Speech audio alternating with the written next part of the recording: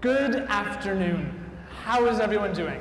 I'm thrilled to be here because all of you guys and girls did such an amazing thing, raising money to build 2 schools in Nicaragua.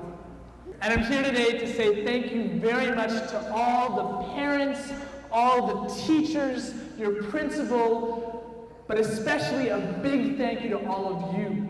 So can you all give yourselves a big round of applause?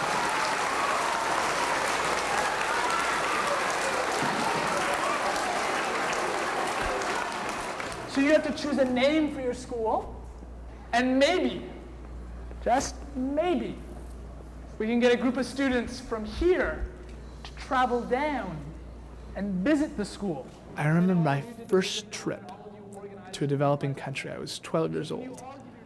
And I visited one of the largest slums just outside Dhaka, the capital of Bangladesh.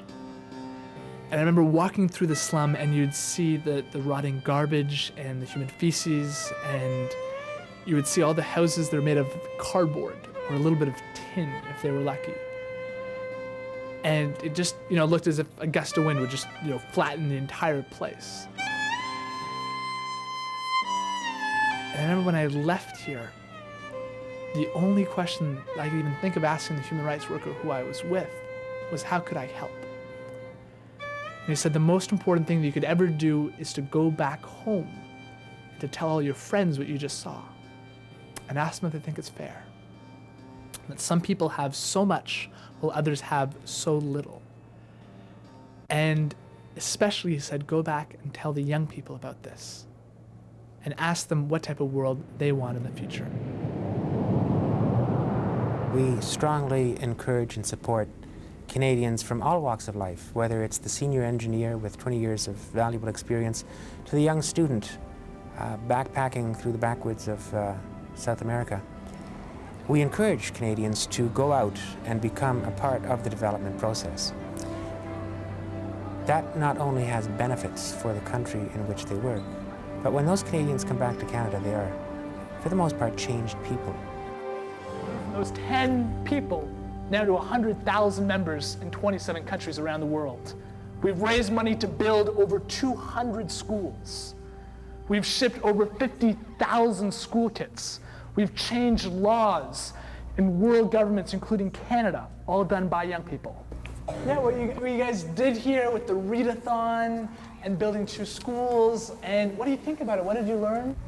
I never knew about how many people were in poverty, but once I learned about it, I learned how much everybody needs, how many people need help, and how good this organization is to all these people and how it helps them so much. Okay, well, people say that we're just kids and we can't really make much of a difference. Well, Craig, you were just a kid 5 years ago in 1995 when you started this, and now look what it's become, 100,000 kids all over the world with new joiners from this school and I'm sure other schools all over the world. And we may be just kids, but I think that 2 schools in can't really pronounce the country's name, sorry. Nicaragua. And who knows what else everywhere in the other countries. Well, I look at myself and the rest of the students at this school, and I see how fortunate we all are here. We each have families whose parents work and support us with clothes and food. But then I realized that a lot of these people in other countries, they're not as fortunate as us. Yes. I know a lot of each class worked very hard. They know what children go through every day, and they just feel sorry and they say, okay, I want to be like Craig Keilberger. I want to do this. I want to do something about this before it's too late. Wow, that's a great comment.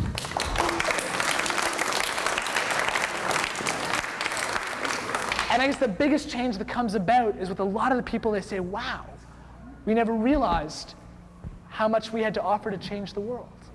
Individual Canadians who have been overseas that I met really are committed to making change. They're compassionate. They care about people elsewhere, but also people within their own community as well. I've had the chance to travel to about 35, 40 countries, meeting with street and working children. But I want to share with you something amazing. When they had come back from overseas, Not only have I met kids around the world, they take what they have seen and learned from in the South and they integrate it into their lives here. So it's important to have these people come back and constantly challenge what we're about. but I was so thrilled to hear that the school, Father John Kelly, also put together food for people here in Canada. Because a lot of children are not as lucky as many of us. In this country, 1 out of every 5 children live in poverty. The great part about being young is sometimes being idealistic. You know, God forbid it's this awful word, and I remember when we were young, adults would say, oh, you're idealistic, and as if it was this horrible thing we'd eventually outgrow. But in grade 4, 5, and 6, they are idealistic. They do dream.